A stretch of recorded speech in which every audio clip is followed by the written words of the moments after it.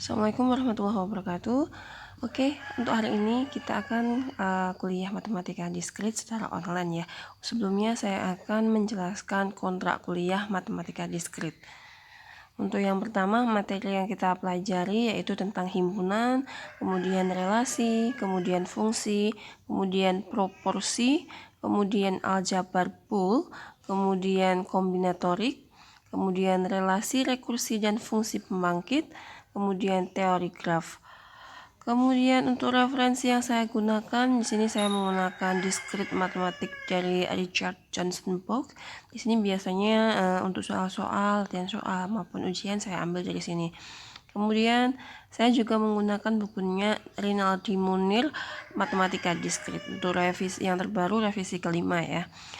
Untuk selanjutnya sistem penilaian, di sini UTS-nya 25%, kemudian UAS 35%, kemudian tugas di sini 30% ya.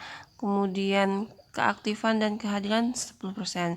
Jadi untuk tugas ini akan saya berikan setiap pertemuan di sesi diskusi. Jadi nanti di situ ada diskusi soal, kemudian kalian mengerjakan secara tertulis, kemudian kalian foto, kemudian kalian upload di diskusi tersebut. Ya, setiap pertemuan pasti ada diskusi ya. Dan yang dianggap hadir di sini adalah yang berperan serta aktif dalam diskusi itu ya. Jadi kalau dalam satu pertemuan ada yang tidak berperan aktif dalam diskusi, berarti saya anggap orang tersebut tidak hadir kuliah saya ya. Untuk selanjutnya, kalau kalian pengen dapat nilai A, maka hasil akhirnya itu adalah di antara 80 sampai 100. Kemudian B itu 68 sampai 79, C-nya 60 sampai 67, D-nya 40 sampai 49 dan sisanya akan dapat nilai E. Kemudian untuk pertemuan pertama di sini saya akan menjelaskan tentang pendahuluan apa sih itu matematika diskrit ya. Jadi matematika diskrit itu adalah cabang ilmu matematika yang mengkaji objek-objek diskrit.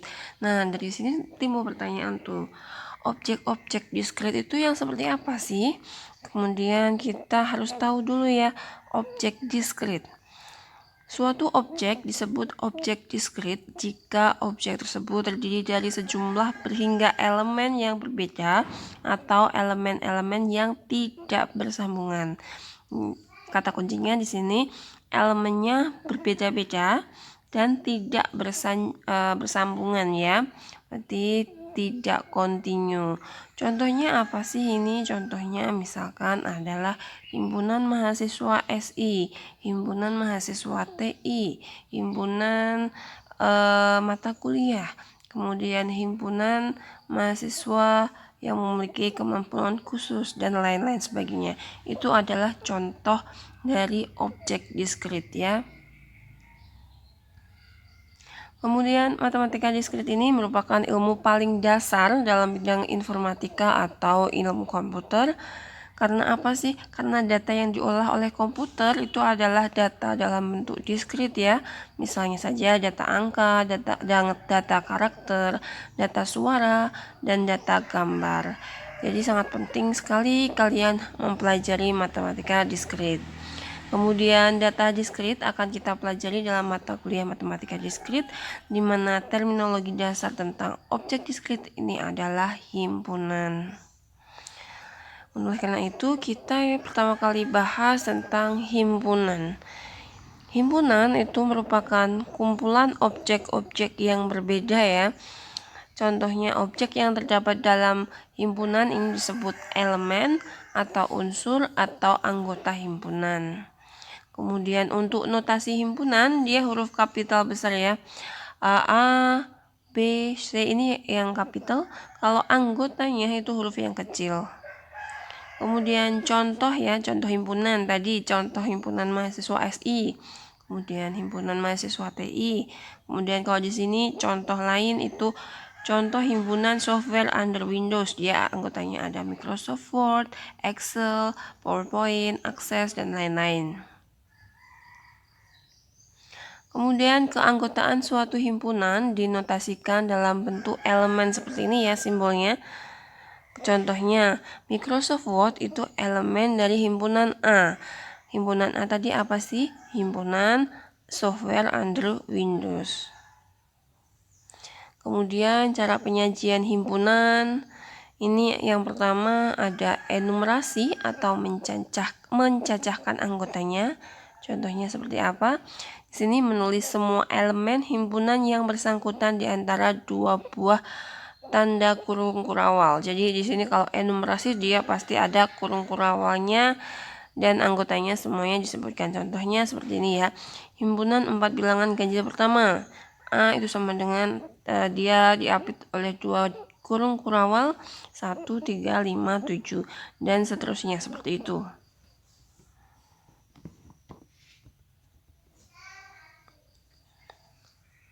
Selanjutnya akan bahas tentang menggunakan simbol standar baku ya. Yang kedua kalau tadi enumerasi, yang kedua ini menggunakan simbol standar baku. Contohnya apa sih? Suatu himpunan dapat dinyatakan dalam suatu simbol standar yang telah diketahui secara umum oleh masyarakat atau ilmiah. Jadi ini sudah paten. Kalau simbol N itu adalah himpunan bilangan alami. Z itu adalah himpunan bilangan bulat, Q adalah himpunan bilangan rasional, R himpunan bilangan real, C adalah himpunan bilangan kompleks, dan lain-lain, masih banyak lagi ya. Dan ini sudah paten ya, jadi kalian tidak usah, kalau saya bilang himpunan N berarti yang dimaksud adalah himpunan bilangan alami. Yang ketiga itu dengan cara menulis kriteria atau syarat keanggotaan himpunan. Ini suatu himpunan dapat dinyatakan dengan cara menuliskan kriteria syarat keanggotaan himpunan tersebut. Contohnya seperti apa sih? Contohnya seperti ini. A adalah himpunan bilangan asli yang lebih kecil dari sama dengan 10. Ini kurang sama dengan ya.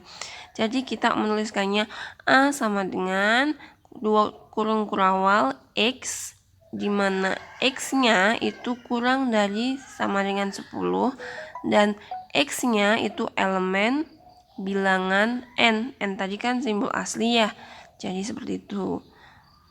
Atau A itu ekuivalen dengan A sama dengan 2 kurung kurawal, disebutkan satu-satu tuh 1, 2, 3 sampai 10. Contoh lain, M. M ini adalah himpunan yang anggotanya itu X, di mana X-nya adalah mahasiswa yang mengambil mata kuliah matematika diskrit. Itu contoh juga ya dengan syarat. Jadi anggotanya itu adalah dia yang mengambil mata kuliah diskrit. Yang keempat, menggunakan diagram Venn. Jadi suatu himpunan dapat dinyatakan dengan cara menuliskan anggotanya dalam suatu gambar atau diagram yang dinamakan diagram Venn. Ini contohnya misalkan kita punya himpunan universal yang anggotanya itu adalah 1, 2, 3, sampai 8 ya. Kemudian A itu himpunan yang anggotanya 1, 2, 3, 5. Kemudian B-nya itu anggotanya adalah 2, 5, 6, 8. Maka kita bisa gambar diagramnya seperti ini. Nah, ini kenapa 7 sama 8 di luar? Karena dia tidak masuk dari anggota A ataupun B ya, tapi dia anggota universal. Untuk selanjutnya, kita akan bahas jumlah unsur dalam suatu himpunan dinamakan kardinalitas dari himpunan tersebut. Misalnya untuk menyatakan kardinalitas himpunan A, penulisannya itu adalah N dalam kurung A besar atau A harga mutlak ya. Contohnya, misalkan seperti ini. B itu adalah suatu himpunan dengan syarat, dengan anggotanya adalah X, dengan syarat X-nya ini merupakan bilangan prima yang lebih kecil dari 10. Maka B-nya ini anggotanya adalah 2, 3, 5, 7 ya. Maka kita bisa menghitung kardinalitas himpunan B itu adalah 4. Kemudian untuk yang kedua, kardinalitas himpunan D, kalian bisa hitung sendiri ya, berapa? Ya, jawabannya adalah 5. Selanjutnya, jika suatu himpunan tidak mempunyai anggota dengan kata lain kardinalitas himpunan tersebut sama dengan 0, maka himpunan tersebut dinamakan himpunan kosong atau null set. Notasi dari himpunan kosong ini adalah jadi angka 0 di strap ke kiri atau kurung kurawal saja tanpa isi ya.